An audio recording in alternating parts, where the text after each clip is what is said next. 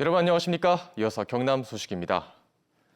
국민의힘 한동훈 비상대책위원장이 어제 비대위원장 선출 뒤 처음으로 경남을 방문했습니다.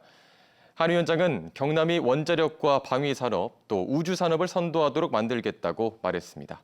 보도에 손원혁 기자입니다. 국민의힘 한동훈 비대위원장의 경남 첫 방문은 국립 3.15 민주묘지 참배로 시작했습니다. 이어진 국민의힘 경남도당 신년 인사회, 한 위원장은 3.15 의거와 거창 구치소 건립 등 경남도민이 보여준 민주주의 가치를 지켜 세웠습니다. 또 우주항공청 특별법 통과는 국회 갈등의 어려운 구조 속에서 이루어낸 성과라고 자평했습니다. 경남을 원자력 산업과 방위 산업을 대표하는 도시에서 우주항공 기술까지 선도하는 도시로 완성시킬 거라고 저는 생각합니다. 한 위원장은 특별법 제정만으로 부족하다며 경남에 필요한 정책을 국회의원들이 제시해줘야 한다고 말했습니다. 신년 인사회에는 국회의원과 경남지사, 시장군수, 지방의원 등 1000여 명이 모였습니다.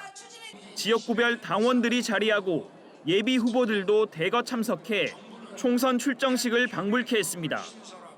바로 그 경남의 정신으로 이 나라의 난제들을 해결하겠습니다. 그 경남의 정신으로 4월 10일 반드시 승리하겠습니다. 한동훈 비대위원장은 민주주의 성지 경남에서 밝힌다며 정치개혁 정책을 제안하기도 했습니다. 재판 중인 국회의원이 금고형 이상의 형을 받으면 재판기간 세비를 전액 반납하는 법을 만들어 국민 눈높이에 맞는 정치를 하겠다고 말했습니다. 한편 지난 5일 경기도당 신년 인사회에서 불합리한 격차 해소를 하기 위해 경기도에 집중하겠다고 말한 한 비대위원장은 경남에서 균형 발전에 대한 직접적인 메시지는 없었습니다. KBS 뉴스 손원혁입니다. 우주항공청 특별법이 힘겹게 국회 문턱을 넘으면서 이제 개청 준비 작업이 중요해졌습니다.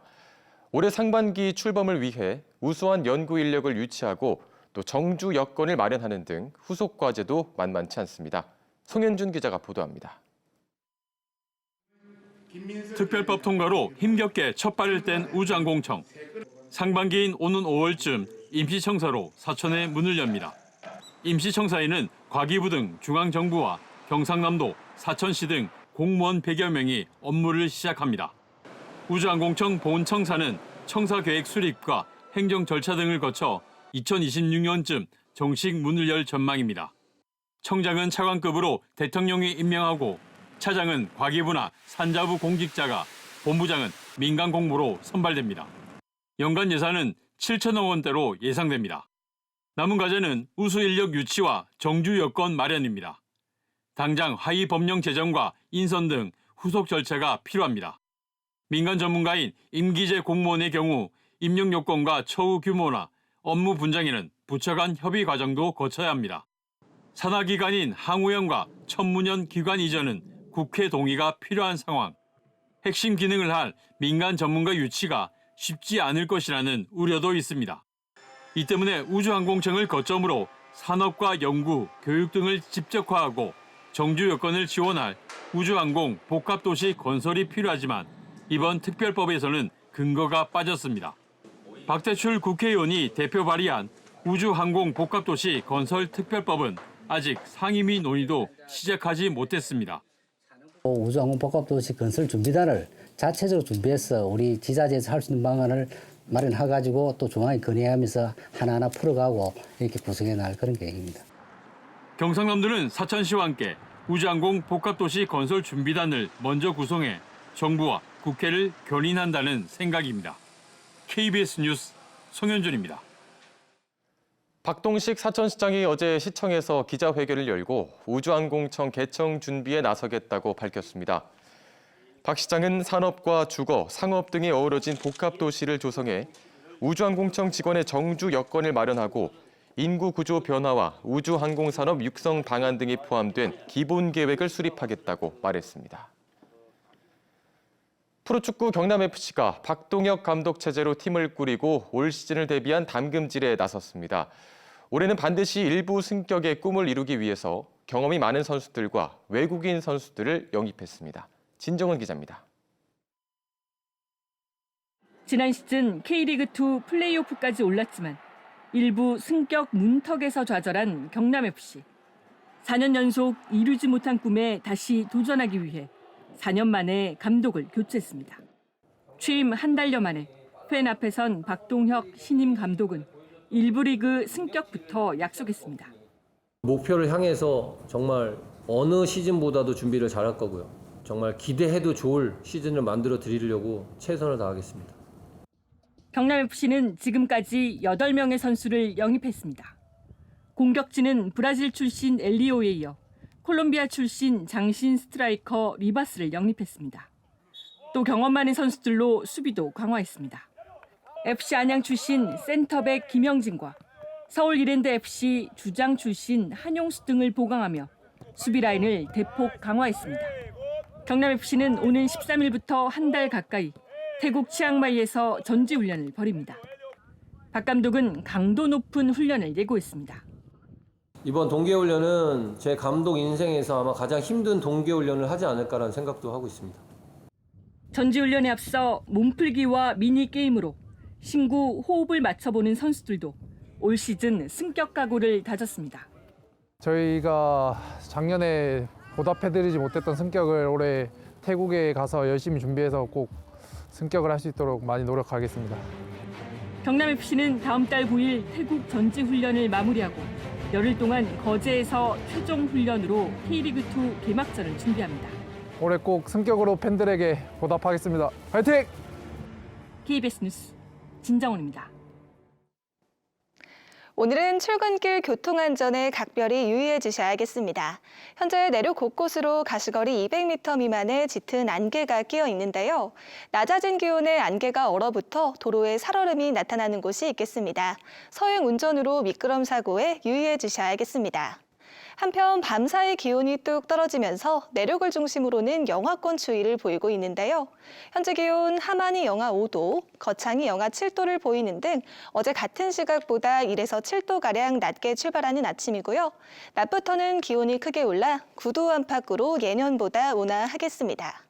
오늘 우리 지역의 하늘 대체로 맑게 드러나겠습니다. 미세먼지 농도는 보통 단계로 공기질 무난하겠습니다. 자세한 지역별 기온 살펴보겠습니다. 현재 기온 창원이 0도, 함안이 영하 5도를 보이고 있습니다. 한낮에는 창원이 9도, 김해가 10도로 어제보다 2에서 3도가량 높겠습니다.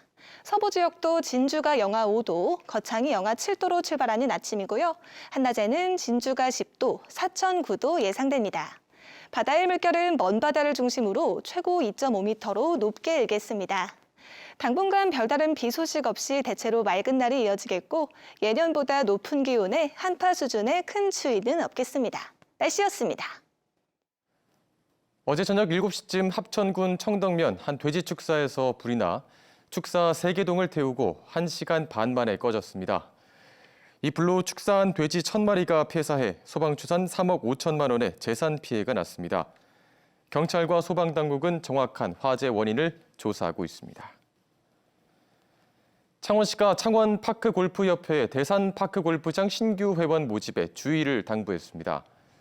창원시는 지난해 11월 창원파크골프협회와 대산파크골프장 위탁 협약을 해지했지만 협회가 신규 회원을 모집하고 무단 운영하고 있다며 이같이 밝혔습니다. 감사원이 합천 영상 테마파크 호텔 사업자가 대출금 250억 원을 횡령한 사건과 관련해 당시 결재권자였던 문준희 전 합천 군수를 최근 조사했습니다.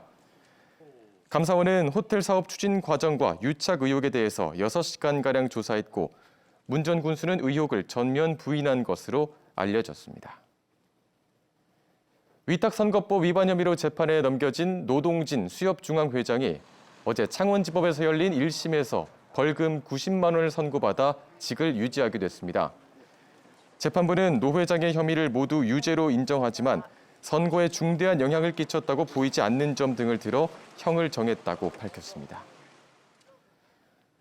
오늘 3월 진주의 공립단설유치원 2곳, 거제 초등학교 1곳이 각각 문을 엽니다. 진주시 가좌동에 문을 여는 햇살 가득 유치원은 특수학급 1개를 포함해 10개 학급, 충무공동 가람별 유치원은 9개 학급입니다. 거제시 상동동에 문을 여는 용산초등학교는 41개 학급의 초등학생 1,100여 명, 유치원생 200여 명 규모입니다. 해양수산부가 2027년까지 3조 원을 투입하는 어촌 신활력 증진 사업에 경남 5개 시군을 선정했습니다. 사천시 중촌항에는 문화와 복지시설을 만들어 어촌 주민 생활 수준을 높이는 사업이, 거제시 중림항에는 수산업 복합단지를 중심으로 수산과 관광 거점 조성 사업이 추진될 예정입니다. 남해군의 고령자 복지주택인 창선 누리타운이 오는 4월 입주를 시작합니다. 창선 누리타운은 남해군이 고령 친화 도시에 선정돼 추진되는 것으로 주거 공간과 복지 공간이 함께 운영됩니다. 창선 누리타운은 4층 건물 4개 동 64세대 규모입니다. 뉴스를 마칩니다. 시청해주신 여러분 고맙습니다.